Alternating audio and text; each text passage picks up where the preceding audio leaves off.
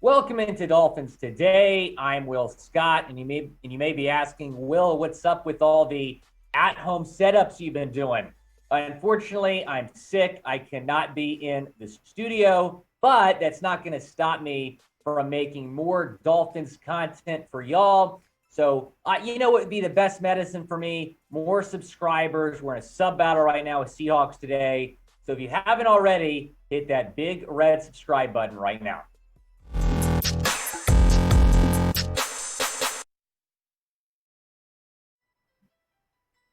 What a weekend for the Dolphins. They start the weekend by signing Xavien Howard to a record-breaking contract extension. And then on Saturday, they trade DeVante Parker to the New England Patriots. We're going to kind of recap those moves in a little bit.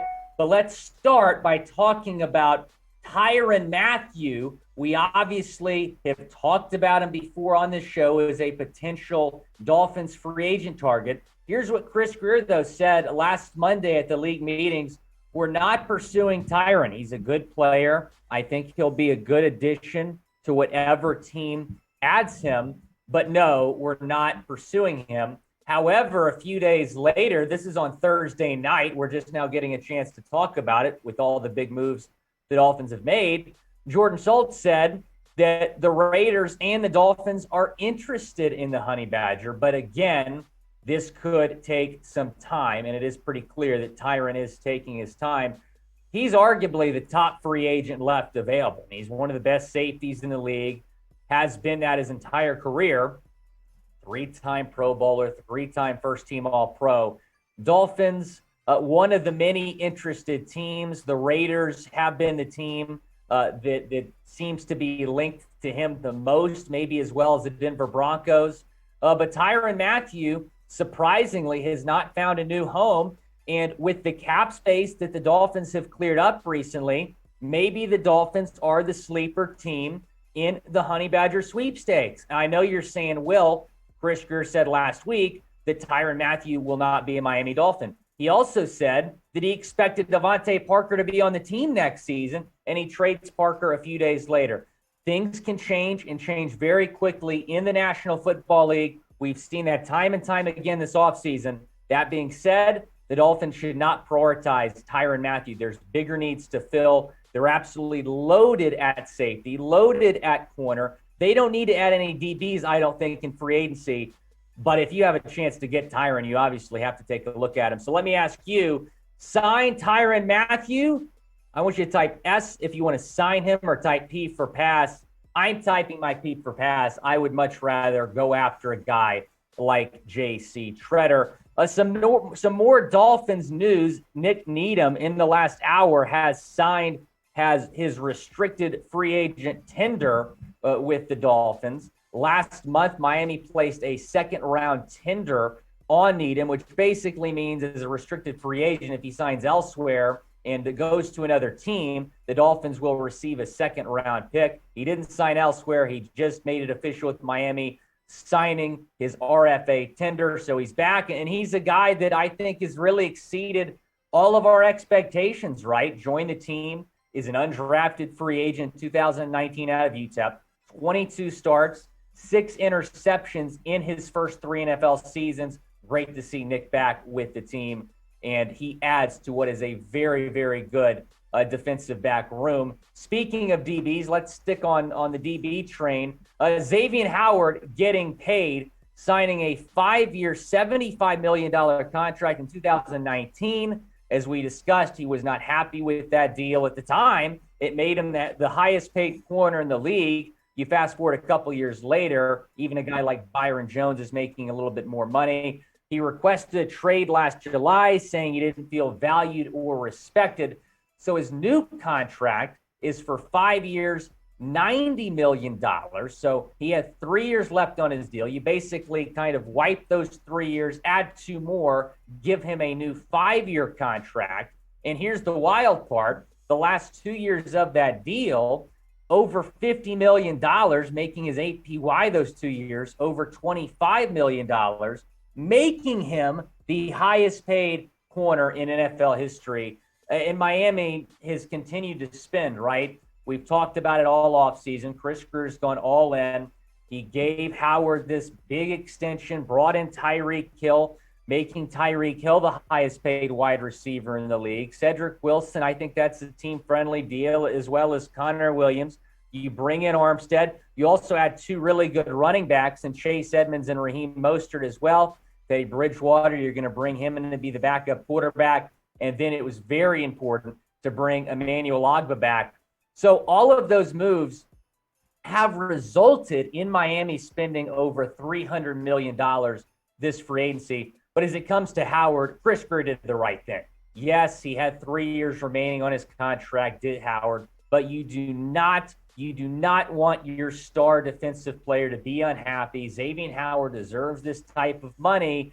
And Chris Grier, give him credit. He cleared up some more cap space in the process.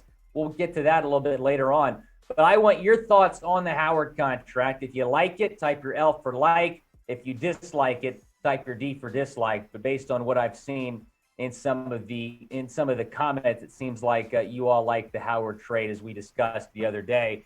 Thank you all to our new subscribers. We are doing really well in the sub battle with Seahawks Today. We've added over 800 new subscribers in the last week. So if you haven't already, subscribe right now to Dolphins Today, the best Miami Dolphins YouTube channel. Now let's get into the DeVante Parker trade, kind of recapping what went down between the Dolphins and the Patriots. The Dolphins receive a third-round pick, but that's a 2023 third-round pick. So next year, the Patriots get a fifth-round pick this year, as well as DeVante Parker.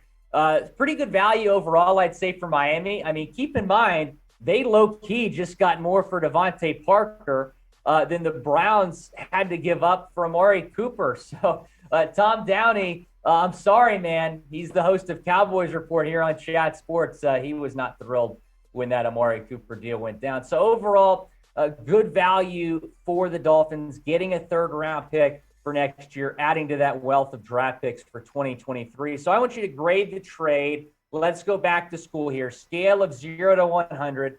Personally, I'm going to give it a B+, an 88, 89 range. It would have been an A if it would have been a third-round pick this year. That would have brought it up to the A scale. And it would have been an A if it wasn't to the Patriots. Any other of the 30 teams in the league, I would have been happy with it. It would have got an A. I'm going to give it a B+. More good news for Miami, though. They've added more than $15 million in cap space over the weekend based on the Parker trade, and the annual breakdown of the Howard contract, as reported by Pro Football Talk, says Barry Jackson. So that has catapulted the Dolphins to top 5 in the league in terms of cap space. Obviously, the 49ers way up there. If they trade Jimmy Garoppolo, they're going to clear even more cap space. The Colts, Saints, Panthers right ahead of the Dolphins. But I think that Parker trade opens the door for a big move for Miami. They don't have to worry about paying a first or second round draft pick. Instead, they can maybe go pay a guy like J.C. Treader or Darrell Williams, adding to that offensive line. I would be shocked, and I mean shocked, if the Dolphins are done in free agency. Chris Grier will make another move. The question is, when will that move happen? Hopefully sooner rather than later. We do know that the Dolphins are meeting with Cortez Davis out of Hawaii, a very interesting prospect.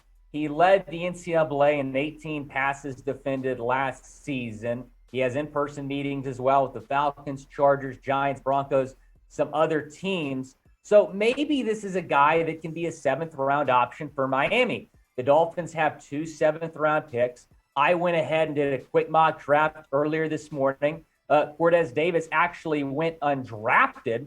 I was thinking about taking him in the 7th round with one of our 2 picks, but he went undrafted. So this is maybe a guy that you can bring on as an undrafted free agent, and maybe he can be a diamond in the rough for Miami. Nik Needham was an undrafted free agent. He worked out pretty well. But with the way that the Dolphins are stacked right now at the defensive back position, I don't think you need to draft a DB in the 3rd round.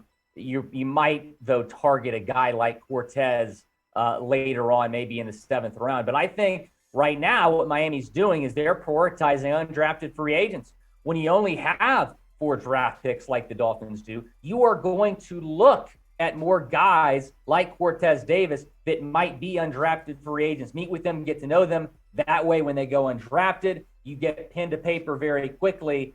And so I think that's exactly what Pritzker is doing here. He expects Cortez Davis to go undrafted and maybe pick him up as an undrafted free agent, or maybe he's going to pick him in the 7th round. Looking at the Dolphins draft picks, they have a 3rd round pick, a 4th round pick, no 5th round pick, no 6th round pick, and then 2 picks in the 7th round. So Davis, as well as maybe another DB, might be what Miami goes for in the 7th round. Should the Dolphins draft the DB is the question I'm going to ask you right now. If it's 7th round, I'm typing my wife for yes. 3rd or 4th, absolutely not. They're too loaded at that spot. Well, it's kind of the first day of school vibes this morning for the Dolphins. First day of the offseason programs. You got Tua and Waddle pulling up, looking fresh.